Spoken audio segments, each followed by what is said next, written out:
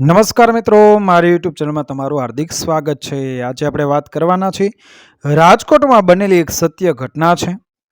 મારી એવી પરિસ્થિતિ આવી કે હું એક ભિખારી બની ગઈ। હું રસ્તા પર ચહેરો છુપાવીને એ ભીખ માંગતી। એક દિવસ મેં એક અમીર માણસ પાસે ખાવાનું માંગ્યું, પછી તે મને ઘરે લઈ ગયો। તે અમીર માણસની પત્ની મરી ગઈ હતી અને પછી તે મારી રાત્રે મારી સાથે થયું કે આવું ભયાનક તમને સાંભળીને તમારા રૂવાડા ઊભા થઈ જશે। મારું નામ સ્નેહા છે। હું ખૂબ જ સમૃદ્ધ પરિવારની હતી। હું 4 ભાઈઓની એકમાત્ર બહેન હતી। મારા માતા પિતા ઘણા વર્ષો પહેલા ગુજરી ગયા હતા, પણ મારા ચારેય ભાઈઓએ મને માતા પિતા બંનેનો પ્રેમ આપ્યો। મારા ભાઈઓ મને એટલો પ્રેમ આપીને ઉછેરી કે તેઓએ મને ક્યારેય કોઈ કમી ન આવવા દીધી। મેં જે માગ્યું તે મને લાવી આપ્યું હતું। હું ગામમાં રહેતી એક માસૂમ છોકરી હતી। મારો મોટો ભાઈ ગામનો સરપંચ હતો અને 2 નાના ભાઈઓ વિદેશ ભણવા ગયા હતા। મને અભ્યાસમાં કોઈ રસ નહોતો અને મારા એક ભાઈ ગામમાં ડૉક્ટર હતા। મારું જીવન એ ખૂબ જ સારી રીતે અને આનંદથી ચાલી રહ્યું હતું। એક દિવસ મેં મારા ભાઈ પાસે સ્માર્ટફોન માંગ્યો। છોકરો હોય કે છોકરી, દરેક જણ મોબાઈલ વાપરે છે। લોકોને જોઈને મને પણ મોબાઈલ વાપરવાનું મન થયું। એટલા માટે મેં મારા ભાઈ પાસે મોબાઈલની માંગણી કરી અને તરત જ મને નવો સ્માર્ટફોન અપાવ્યો। નવો મોબાઈલ જોઈને હું ખૂબ ખુશ થઈ ગઈ। મેં સોશિયલ મીડિયા પર મારું એકાઉન્ટ પણ બનાવ્યું। હું જ્યારે મારા ફોટાને સોશિયલ મીડિયા પર અપલોડ કરતી હતી ત્યારે હું ખૂબ જ સુંદર હતી। લોકો મને ખૂબ જ પસંદ કરવા લાગ્યા। એક દિવસ મેં સોશિયલ મીડિયા પર અભિષેક નામના એ છોકરા સાથે વાત કરી। તે છોકરો ખૂબ જ બુદ્ધિશાળી હતો। તેણે મને સમજાવ્યું કે તમે તમારા ફોટા સોશિયલ મીડિયા પર અપલોડ ન કરો। લોકો છોકરીઓના ફોટાનો ગેરલાભ લે છે। ત્યાર પછી મેં સોશિયલ મીડિયા પરથી મારા બધા જ ફોટા ડિલીટ કરી દીધા। ધીરે ધીરે અભિષેક સાથે મારી મિત્રતા એ વધવા લાગી અને અમારી દોસ્તી એ ક્યારે પ્રેમમાં બદલાઈ ગઈ એનો અમને ખ્યાલ પણ ન રહ્યો। હું રોજ અભિષેક સાથે ફોન પર વાત કરતી અને અભિષેક સાથે ચેટ પણ કરતી। હું ગામડાની છોકરી હતી અને અભિષેક શહેરનો છોકરો હતો। અભિષેક મને ખૂબ જ પ્રેમ કરવા લાગ્યો હતો અને હું પણ અભિષેકને ખૂબ જ પ્રેમ કરવા લાગી હતી। અમે બંને એકબીજાના પ્રેમમાં ખોવાઈ ગયા હતા। એક દિવસ મને ખબર પડી કે મારા ભાઈએ એ જ ગામના વકીલ સાથે મારો સંબંધ નક્કી કર્યો છે, પરંતુ હું અભિષેકને પ્રેમ કરતી હતી તો હું બીજા સાથે કેવી રીતે લગ્ન કરી શકું? મેં મારી ભાભીને મારા વિશે જણાવ્યું અને અભિષેક સાથે મારી વાતચીત કેવી રીતે શરૂ થઈ તે પણ જણાવ્યું। જ્યારે ભાભીએ ભાઈને કહ્યું કે સ્નેહા એક છોકરાને પ્રેમ કરે છે અને જ્યારે મેં તે છોકરા સાથે સોશિયલ મીડિયા પર વાત કરી તો ભાઈએ મારા હાથમાંથી એ મોબાઈલ છીનવી લીધો। તેણે કહ્યું કે આ વ્યક્તિ સાથે વાત કરવાનું બંધ કરો। આવા લોકોની વાત ન સાંભળો। આવા લોકો હંમેશા છેતરપિંડી કરે છે। સોશિયલ મીડિયા પર રહેતા એ મોટા ભાગના છોકરાઓ છોકરીઓને તેમના એ પ્રેમમાં ફસાવીને છેતરે છે, પણ અભિષેક એવો છોકરો નહોતો। મેં મારા ભાઈને બહુ સમજાવવાની કોશિશ કરી, પણ કોઈએ મારી વાત ન સાંભળી। ભાઈ ઈચ્છતા હતા કે હું અભિષેકને ભૂલી જાઉં, પરંતુ હું તેમ કરી શકી નહીં। જ્યારે મેં અભિષેકને આ વિશે કહ્યું તો તેણે મને કહ્યું કે તારા ઘરેથી ભાગીને આવી જા। હું તેને કોઈ બીજાની બનતા જોઈ શકીશ નહીં। ભાઈએ મને બહુ સમજાવવાની કોશિશ કરી, પણ મેં ભાઈની વાત ન માની અને એક દિવસ રાતના અંધારામાં હું મારા ઘરેથી ભાગી ગઈ। રાતના અંધારામાં જ્યારે હું મારા ઘરેથી છુપી રીતે ભાગી ગઈ ત્યારે મને કોઈ જોઈ શક્યું નહીં અને અભિષેક દ્વારા આપવામાં આવેલા એડ્રેસ ઉપર પહોંચી ગઈ। જ્યારે હું અભિષેકને પહેલી વાર મળી ત્યારે હું ખૂબ જ ખુશ હતી, કારણ કે મેં અભિષેકને પહેલી વાર જોયો હતો। મને જોઈને અભિષેક પણ ખૂબ ખુશ થઈ ગયો હતો।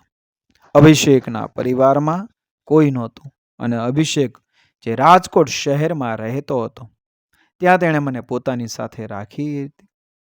અભિષેક વાળાના મકાનમાં રહેતો હતો અને અમે બંનેએ કોર્ટ મેરેજ કર્યા હતા.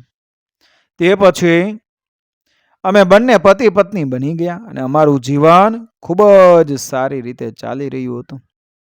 અભિષેક ખૂબ જ મહેનતુ છોકરાઓ હતો. તે પોતાનું કામ ખૂબ જ મહેનતથી કરતો હતો. હું અભિષેક સાથે મારું જીવન વિતાવીને ખૂબ ખુશ હતી. હું મારા ઘરેથી ભાગી ગઈ હતી. મારા ભાઈઓએ મને શોધવાની કોશિશ કરી હતી, પરંતુ તેનાથી મને કોઈ ફરક ન પડ્યો. હું મારા પતિ સાથે ખૂબ જ ખુશ હતી. જો મેં મારું ઘર ન છોડ્યું હોત તો મારા ભાઈએ મારા બીજે લગ્ન કરી લીધા હોત અને હું અભિષેકથી અલગ થવા માંગતી ન હતી. હું અભિષેકના પ્રેમમાં એટલી બધી પાગલ થઈ ગઈ હતી કે અભિષેક મારી નાની નાની જરૂરિયાતો પૂરી કરતો હતો. મારા જીવનનો આ નિર્ણય લેવાનો મને ક્યારેય અફસોસ નથી થયો, પરંતુ એક દિવસ મારી સાથે કંઈક એવું બન્યું કે મેં ક્યારેય વિચાર્યું પણ ન હતું. મારી ખુશી ઉપર કોઈની નજર લાગી ગઈ. એક દિવસ મને ફોન આવ્યો કે તમારા પતિનો અકસ્માત થયો છે. મારા પગ નીચેથી જમીન નીકળી ગઈ હતી. હું દોડીને હોસ્પિટલ પહોંચી અને જોયું કે મારા પતિ મૃત્યુને ભેટી ચૂક્યા છે. મારા પતિએ તેમનું જીવન ગુમાવ્યું હતું, જેનો અર્થ એ કે મારું આખું જીવન બરબાદ થઈ ગયું હતું. જેના ખાતર હું ગામડેથી શહેરમાં આવી હતી, તે આજે મને આ દુનિયામાં એકલી મૂકીને ચાલ્યા ગયા. રડતા રડતા મારી એટલી ખરાબ હાલત થઈ ગઈ કે મેં મારા પતિના અંતિમ સંસ્કાર કર્યા. આ દુનિયામાં મારા પતિનું બીજું કોઈ નથી અને હવે મારું પણ આ દુનિયામાં મારા પતિ સિવાય કોઈ નહોતું અને તેણે પણ મને છોડી દીધી હતી. હવે હું સાવ એકલી પડી ગઈ હતી. હું બહુ ભણેલી પણ નહોતી અને મેં ક્યારેય વિચાર્યું ન હતું કે મારી સાથે આવું થઈ શકે. મારા બધા આઈડી વગેરે મારા ભાઈઓના ઘરે હતા. મારી પાસે મારી ઓળખનો કોઈ પુરાવો ન હોવાથી મને ક્યાંય નોકરી પણ મળી શકી ન હતી, કારણ કે મારા લગ્નને માત્ર 2 જ મહિના થયા હતા. અભિષેકના મૃત્યુ પછી જ્યારે મેં મારા ભાઈઓનો સંપર્ક કરવાનો પ્રયાસ કર્યો, ત્યારે તેઓએ મને સ્પષ્ટ ના પાડી કે તું અમારા માટે મરી ગઈ છો અને હવે તારે ફરી ક્યારેય અમારા ઘરે આવવાની જરૂર નથી. અને અમે આખા ગામમાં સમાચાર ફેલાવી દીધા કે તું મરી ગઈ છો. અમે કોઈની ખોટી લાશ પણ લાવીને કહ્યું કે તે તું જ છે અને તું એક એક્સિડન્ટમાં મૃત્યુ પામી છો. જો કે મને ખબર હતી કે મને મારા ભાઈઓ તરફથી આ જ જવાબ મળશે, પણ હવે હું મારું જીવન કેવી રીતે જીવીશ? મારા પર સમસ્યાઓના પહાડ તૂટી પડ્યા હતા. અભિષેકના મૃત્યુને 1 મહિનો થઈ ગયો હતો. તેથી થોડા દિવસો સુધી આજુબાજુના લોકો મને મદદ કરતા રહ્યા, પરંતુ કોઈ વ્યક્તિ ક્યાં સુધી કોઈને મદદ કરી શકે? હું ઘરેથી કેટલીક વસ્તુઓ વેચીને મારું ગુજરાન ચલાવતી હતી, પરંતુ મકાન માલિકે ભાડું ન ચૂકવતા મને ઘરની બહાર કાઢી મૂકી હતી. હવે મારી પાસે વેચવા માટે કંઈ બચ્યું ન હતું. હું ખૂબ ચિંતિત થઈ રહી હતી. મારા જીવનના ખરાબ દિવસો એટલા બધા આવી ગયા કે હું રસ્તા પર ભીખ માંગવા લાગી. જો કોઈ મને ખાવાનું આપે તો હું ખાઈ લઈશ, નહીં તો ભૂખ્યા પેટે ફરું છું. મારું જીવન ખરાબથી ખરાબ તરફ જઈ રહ્યું હતું. એક દિવસ હું રસ્તાના કિનારે બેસી ભીખ માંગી રહી હતી. મારી પાસે રહેવાની જગ્યા નહોતી, તેથી જ હું મારા દિવસો અને રાત શેરીઓમાં બેસીને પસાર કરતી હતી. તે દિવસે એક માણસ પાસે મેં ભીખ માંગી અને કહ્યું, સાહેબ, મને કંઈક ખાવાનું આપો. હું ભૂખે મરવાની હતી. મેં પેલા માણસના પગ પકડીને કહ્યું, સાહેબ, મેં 2 દિવસથી કંઈ ખાધું નથી. મહેરબાની કરીને મને ખાવાનું આપો. હું ખૂબ દુઃખી છું. મારી પાસે રહેવાની જગ્યા પણ નથી. હું જે ઘરમાં રહેતી હતી તે મકાન માલિકે મને બહાર કાઢી મૂકી છે. હું ભાડે રહેતી હતી અને સૂકી રોટલી ખાઈને જીવતી હતી.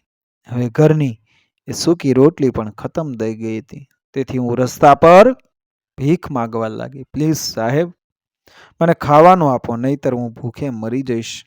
એ માણસે મને પૂછ્યું, શું તમે મારા ઘરે આવી શકો છો? મને આ સાંભળીને આશ્ચર્ય થયું. તેણે મને કહ્યું કે આ મારી મજબૂરી છે. મારી પત્ની મરી ગઈ છે. હું ઈચ્છું છું કે તમે મારા બાળકને ઉછેરશો. મારે એક પુત્ર છે જે 4 વર્ષનો છે. તો તમે તેની સંભાળ રાખી શકો તો હું તમને ઘરનું ખાવા પીવાનું બધું આપીશ અને તારી જિંદગી પણ સુધરશે. મારી જિંદગી બહુ ખરાબ થઈ ગઈ હતી. મારી પાસે રહેવાની જગ્યા ન હતી. મકાન માલિકે પણ મને ઘરમાંથી કાઢી મૂકી હતી. હવે હું ઘણો સંઘર્ષ કરી રહી હતી. જો કોઈ મને ખાવાનું આપે તો હું ખાતી, અને જો કોઈ મને ભોજન ન આપે તો હું ભૂખી ફર્યા કરતી. આ બધું વિચારે હું તે માણસ સાથે જવા માટે તૈયાર થઈ. કોઈ પણ રીતે તે સમયે મને ખાવા સિવાય બીજું કંઈ દેખાતું ન હતું. તેથી જ હું તરત જ સંમત થઈ અને તે માણસ સાથે તેના ઘરે ગઈ. હું તેની સાથે ગઈ ત્યારે તેનું ઘર ઘણું મોટું હતું અને તે ખૂબ જ અમીર પૈસાદાર માણસ હતો. તેના ઘરમાં તેના સિવાય કોઈ નહોતું. માત્ર એક નાનું બાળક હતું કે જેની ઉંમર 4 વર્ષની હતી. તે અમીર માણસે મને ભોજન ખવડાવ્યું અને કહ્યું કે તમે પેટ ભર્યા પછી આરામથી ખાઈ શકો છો. પહેલા મેં મારા મનની પ્રમાણે ખાધું ને તે માણસને પણ મને જોયા પછી સમજાયું કે મને ખૂબ ભૂખ લાગી હતી. તેથી જ તેણે મને કોઈ પ્રશ્ન પૂછ્યો નહીં. અને જેમાં પછી તેણે મને પૂછ્યું કે હવે મને કહો કે તમે કોણ છો? મને તમારા વિશે બધું કહો. મારી આંખો સામે મારો ભૂતકાળ ઝબકી રહ્યો હતો. હું વિચારી રહી હતી કે મારે આ માણસને મારા ભૂતકાળ વિશે અને હું કોણ છું તે વિશે કેવી રીતે કહેવું જોઈએ. પણ જો તમે મને તમારા વિશે જણાવશો તો હું તમારા માટે રહેવાની વ્યવસ્થા કરીશ. તમે આ ઘરમાં આરામથી રહી શકો છો. અહીં તમને કોઈ પણ પ્રકારની સમસ્યાનો સામનો કરવો પડશે નહીં. હું આ ઘરમાં એકલો રહું છું અને મારો દીકરો જ રહે છે. બીજું કોઈ અહીં રહેતું નથી. ઘરમાં કામ કરવા માટે નોકર પણ રાખ્યા છે. મેં તેને કહ્યું કે મારું નામ સ્નેહા છે અને હું ખૂબ જ સમૃદ્ધ પરિવારની દીકરી છું. મારે 4 ભાઈઓ છે. હું મારા 4 ભાઈઓની એકમાત્ર બહેન હતી અને ગામડામાં રહેતી હતી. મને સોશિયલ મીડિયા પર એક છોકરા સાથે પ્રેમ થઈ ગયો હતો. તેના ખાતર હું મારું ગામ છોડીને અહીં આવી. અહીં આવી ગઈ હતી અને અહીં આવ્યા પછી મારું જીવન ખૂબ જ સારી રીતે ચાલી રહ્યું હતું. પછી એક દિવસ મારા પતિનું અકસ્માતમાં મૃત્યુ થયું અને મારા પર મુસીબતોના પહાડો પડ્યા અને મારી મજબૂરીઓએ મને રસ્તાના કિનારે ભીખ માંગવાની ફરજ પાડી. મેં 2 દિવસથી કંઈ ખાધું નહોતું એટલે તમારા પગે પડીને ભીખ માંગતી હતી. જો તમે મને મદદ ન કરી હોત તો હું ભૂખે મરી ગયું હોત. તે વ્યક્તિએ કહ્યું હતું કે તમે મારા માટે આશીર્વાદ સમાન છો. તમે મારા ઘરમાં આરામથી રહી શકો છો, પણ બદલામાં તમારે મારા દીકરાનો સારી રીતે ઉછેર કરવો પડશે. હું તમને ખુશ કરીશ. મારી પત્ની મરી ગઈ છે એટલે મારો દીકરો ઉછેરવા હું સક્ષમ નથી. તેણે મને તેના પુત્ર સાથે પરિચય કરાવ્યો અને કહ્યું આ મારો પુત્ર છે અને તેનું નામ વંશ છે. તેના જન્મ પછી તેની માતા તેને છોડીને ચાલી ગઈ હતી. મેં તે માણસના પુત્રને મારા ખોળામાં લીધો અને તેને પ્રેમ કરવા લાગી અને કહ્યું કે જો આજે મારો પુત્ર હોત તો તે પણ તેના જેવો હોત.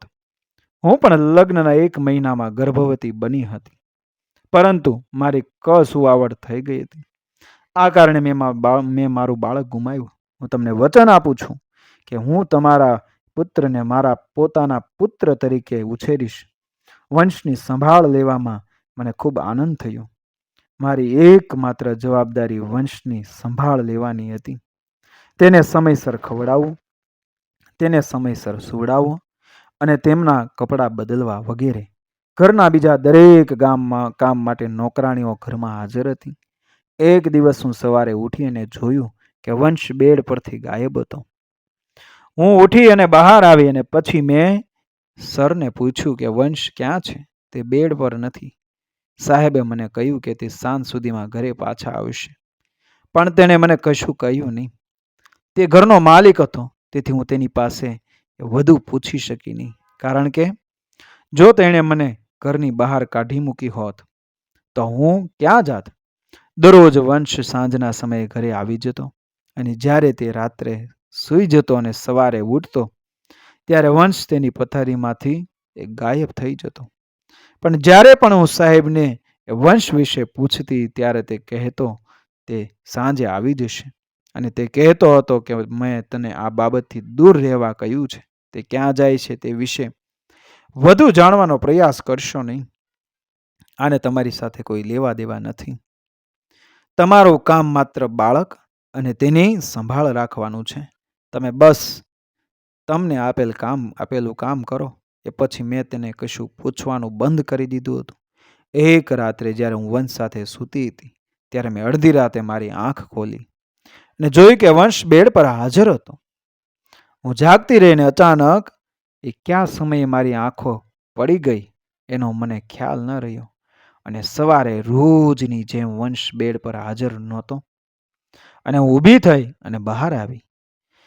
મેં બહાર આવીને જોયું કે સાહેબ મારી સામે બેઠા હતા. હું ઉઘાડા પગે બહાર આવી એટલે સાહેબને મારા પગલાંનો અવાજ પણ સંભળાયો નહીં. સર તેમનો ફોન વાપરવામાં વ્યસ્ત હતા અને હું તેમનો દેખાવ જોઈને એ આશ્ચર્યચકિત થઈ ગઈ અને હું ડરવા લાગી અને મારા રૂમમાં પાછી ગઈ. આ પહેલાં મેં ક્યારેય વિચાર્યું ન હતું કે સાહેબ શું કામ કરે છે. મને ફક્ત મારું કામ કરવાની ચિંતા હતી અને મને આ ઘરમાં બધું જ મળી રહ્યું હતું. તેથી જ મેં તેના વિશે બહુ વિચાર્યું નહીં. પરંતુ એક દિવસ મેં ત્યાં કામ કરતી એ નોકરાણી નિયાને સાહેબ વિશે પૂછવાનું શરૂ કર્યું અને તેને પૂછ્યું કે સાહેબ શું કામ કરે છે. તો ત્યાંની એક નોકરાણીએ મને કહ્યું કે સાહેબ પોલીસ ઇન્સ્પેક્ટર છે. હું પોલીસવાળાના ઘરે રહું છું. એ સાંભળીને મને નવાઈ લાગી. મેં વિચાર્યું કે તો જ તેણે મને મદદ કરી છે. હું એવી બની ગઈ કે જાણે મને સાહેબના કામ વિશે કંઈ જ ખબર નથી. મેં સાહેબને આ વાત જાણવા ન દીધી કે હું તેમના વિશે બધું જાણું છું. તો મને ખબર નથી કે તેમણે મારી સાથે શું કર્યું હતું. તેથી જ હું ચૂપ થઈ ગઈ. ત્યાં સુધી કે એક દિવસ સરના ટેબલ પર રાખેલી ફાઇલ જોઈ. હું એ ફાઇલ ઉપાડીને રૂમની અંદર રાખવા જતી હતી. પછી અચાનક એ ફાઇલ મારા હાથમાંથી પડી ગઈ અને તેમાંથી ઘણા કાગળો પણ પડી ગયા. મેં કાગળો ભેગા કર્યા ત્યારે મારી નજર ફાઇલમાંથી પડી ગયેલા એક ફોટા પર પડી. એ ફોટો જોઈને મારા પગ નીચેથી જમીન નીકળી ગઈ. એ ફોટો બીજા કોઈનો નહીં પણ મારા પતિનો ફોટો જોઈને મને નવાઈ લાગી. મેં વિચાર્યું કે જો સાહેબને ખબર પડે કે મેં આ ફોટો જોયો છે અથવા તો તેમને ખબર પડશે કે હું આ ફોટામાં જે વ્યક્તિ છે તે વ્યક્તિની પત્ની છું. તેથી તે સમયે ડરના કારણે તે મને છોડશે નહીં. મેં ઝડપથી બધી વસ્તુઓ ભેગી કરી અને તે ફાઇલ તૈયાર કરીને સાહેબના રૂમમાં રાખી અને પાછી આવી. પણ હવે મને ડર લાગવા લાગ્યો અને સૌથી મોટી ચિંતા એ હતી કે મારો જીવ જોખમમાં હતો અને છતાં હું અહીંથી નીકળી શકી ન હતી કારણ કે મારી પાસે આ ઘર સિવાય બીજી કોઈ જગ્યા નહોતી અને હું એ બાળકના પ્રેમમાં પડી ગઈ. એવું લાગ્યું કે આ બાળક મારું છે. હું આ બાળકના પ્રેમમાં પડી ગઈ હતી અને આ સિવાય હું આ ફોટાનું રહસ્ય પણ જાણવા માંગતી હતી. છેવટે આ પોલીસવાળાએ મારા પતિનો ફોટો કેવી રીતે મેળવ્યો. મને ડર હતો કે કંઈક ખોટું થઈ શકે છે.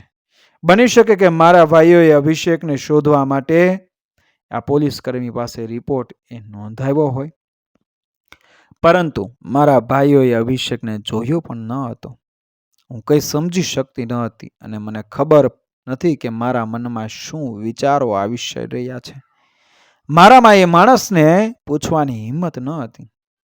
હું અહીં 4 મહિનાથી રહું છું. એ બાળક હવે મને મમ્મી કહે છે.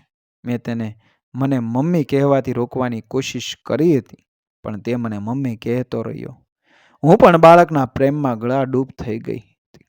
એ પછી પણ 2-3 વાર એવું બન્યું કે મેં રાત્રે આંખ ખોલી ત્યારે વંશ મારી સાથે સૂતો હતો. પણ જ્યારે હું સવારે ઉઠી ત્યારે વંશ પથારીમાંથી ગાયબ હતો અને એ ફાઇલમાં મેં જે ચિત્ર જોયું હતું તે સ્વપ્ન હતું એવું મને લાગ્યું, પણ તે ખોટો નહોતો. મારા પતિની તસવીર અહીં મૂકવી એ ખરેખર આશ્ચર્યજનક હતું. સાહેબે મને મોબાઈલ આપ્યો હતો અને કહ્યું હતું કે તમારે કોઈની સાથે વાત કરવી હોય તો તમે તેના દ્વારા વાત કરી શકો છો. એક દિવસ કોઈએ મારા મોબાઈલ પર ફોન કર્યો. હું કામમાં વ્યસ્ત હતી અને તેથી કોલનો જવાબ આપી શકી નહીં, કારણ કે મારો ફોન રૂમમાં પડેલો હતો. જ્યારે મેં બહાર આવીને એ મારા મોબાઈલમાં જોયું તો એક અજાણ્યા નંબર પરથી કોલ આવ્યો હતો. મેં બહુ ધ્યાન ન આપ્યું, પણ થોડી વાર પછી એ નંબર પરથી મેસેજ આવ્યો કે જેમાં મારું નામ લખેલું હતું. મિત્રો, વાર્તા આગળના ભાગ 2 ની અંદર આપણે થોડી જ કલાકોની અંદર આપણે જોઈશું. વિડીયો પસંદ આવે મારી ચેનલ સબસ્ક્રાઈબ કરો, ફોલો કરો, શેર કરો. મળીએ આવી જ ઘટનાને પ્રેરણાદાયક વાર્તાઓ સાથે આગળના વિડીયોમાં. રાધે રાધે.